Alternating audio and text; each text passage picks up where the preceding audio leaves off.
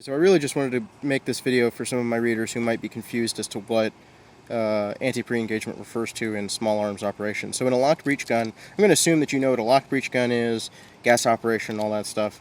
This is going to be kind of advanced level stuff, so if you don't get it the first time, that's okay. What we have here is we have a rotary bolt, we have a bolt carrier. As the bolt carrier moves forward, it makes the bolt want to lock against the receiver extension, or the barrel extension rather. And we have a cam pin here, as well as a gas key.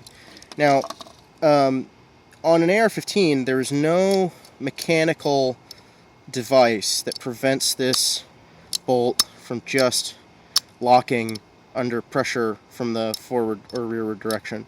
This bolt just sort of, if I push on it, it just tries to lock. The only thing preventing it from locking is the actual contour of the receiver. So you can see here in the receiver that you have a round portion and then you have flats here. It's almost like upside down keyhole shape. This flat is actually what stops that cam pin from turning. You can actually see that cam pin there as it goes into the receiver.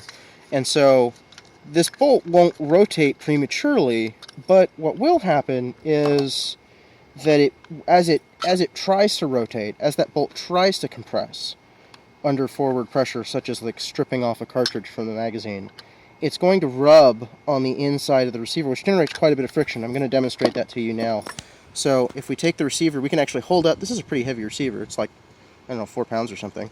If we hold that, if we push down on the bolt, we can actually see that that is producing enough friction to hold this receiver up. So that's a considerable amount of friction, and that's what an anti-pre-engagement mechanism would prevent.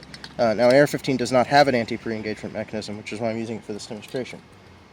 Here we have an AK bolt carrier and bolt, which AKs do have anti-pre-engagement. They inherited it from their M1 Garand ancestor. So if we take a look at the cam track on an AK, we can see that you have the shelf right there.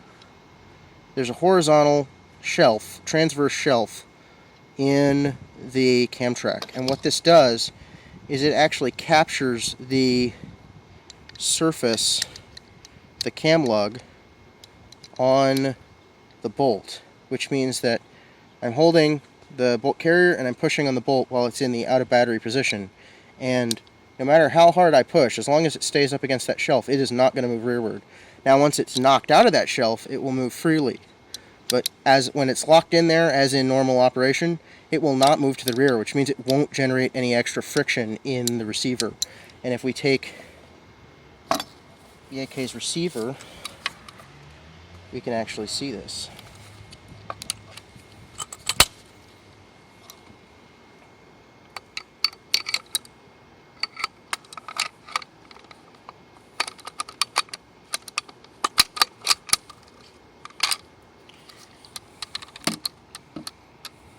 So no matter how hard, I don't know if you can see in there, I'm pushing there with my finger. No matter how hard I push with my finger, this bolt just slides perfectly freely. It does not lock up in there at all, because it can't. It's physically locked up against that shelf, and the only time it comes out is when it is rotating in. If you get that in focus,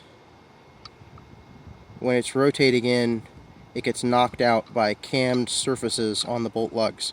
It actually gets knocked off of that shelf and is allowed to rotate.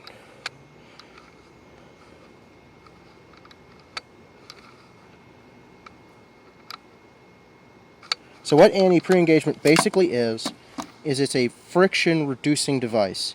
It eliminates the friction from the bolt trying to make its turning move prematurely in the receiver, and that allows guns that have it, they just have kind of a wider margin for reliability. More dirt and grit and stuff can get in there, and they have more sort of more ability to get over it because they don't have this additional friction going on in the receiver. That doesn't make guns that don't have it bad.